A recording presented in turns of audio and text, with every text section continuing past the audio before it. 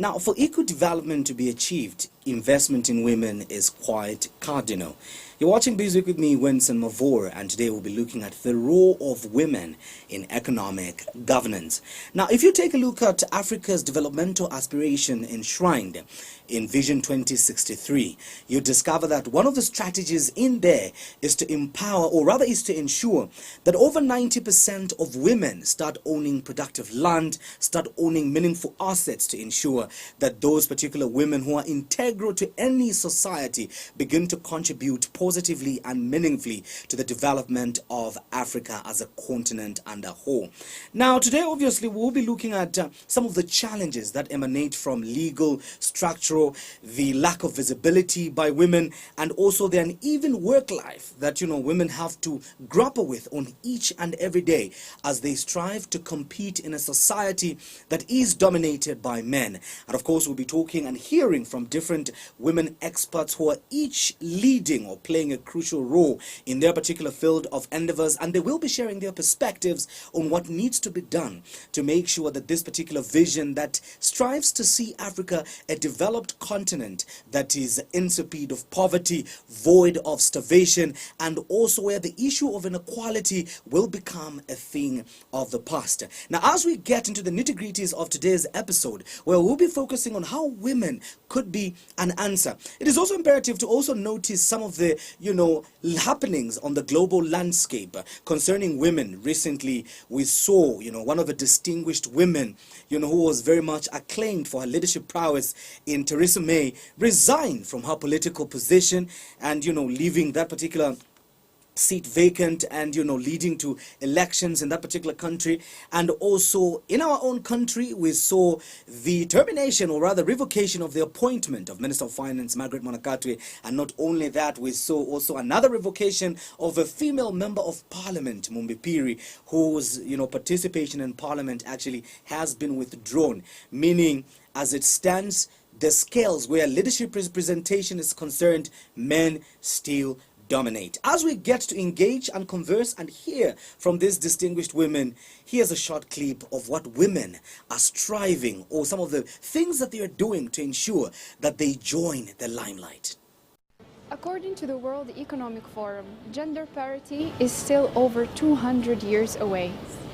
In fact, data shows that there's a widening gap in health, economics, politics, and education. But there is hope for a brighter future, where women can take their seat at the table. Across the world, women are making positive gains day by day. And achieving, that's exactly what we are doing. From development economics to financial journalism to entrepreneurship, we're pushing the boundaries. We are expanding our horizons and making our mark. And when we are done, we will take what we've learned and share it with the world. There has never been a more important time to press for progress. Will you join us?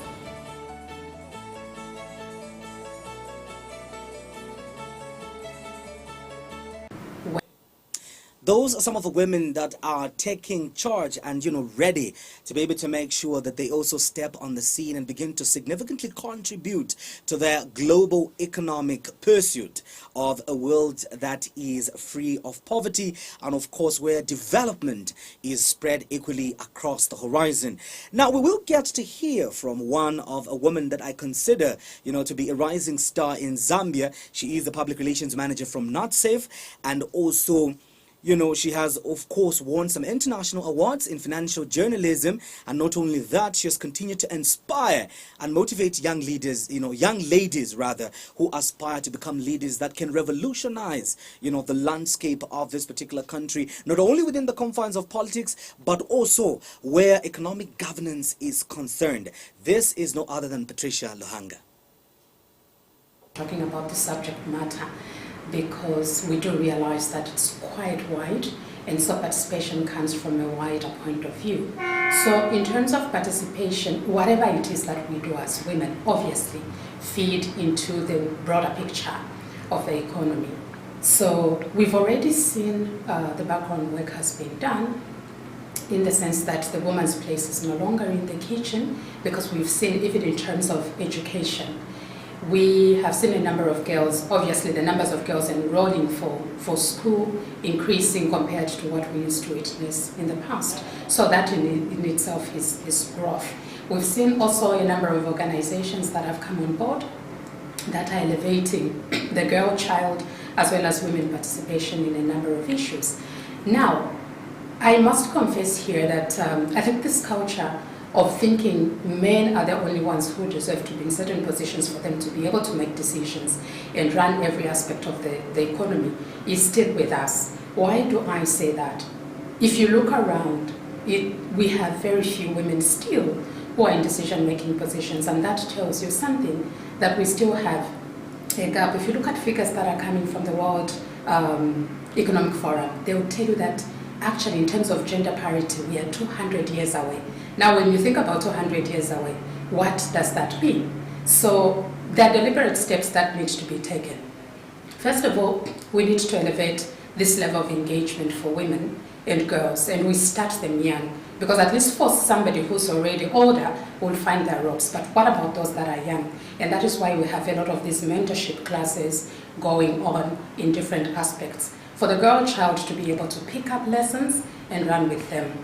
Secondly, the level playing fields that we are always looking for. I do realize, whereas a man's voice can speak maybe at 10%, I have to raise my voice at 200% for me to be heard. And that is part of the challenge that we still have.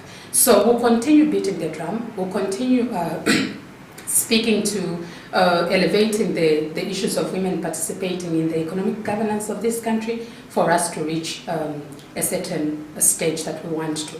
But of course, we've seen quite a great stride that has been done in different areas such as politics, education, health. A lot of women have come on board to give whatever service they've got to give.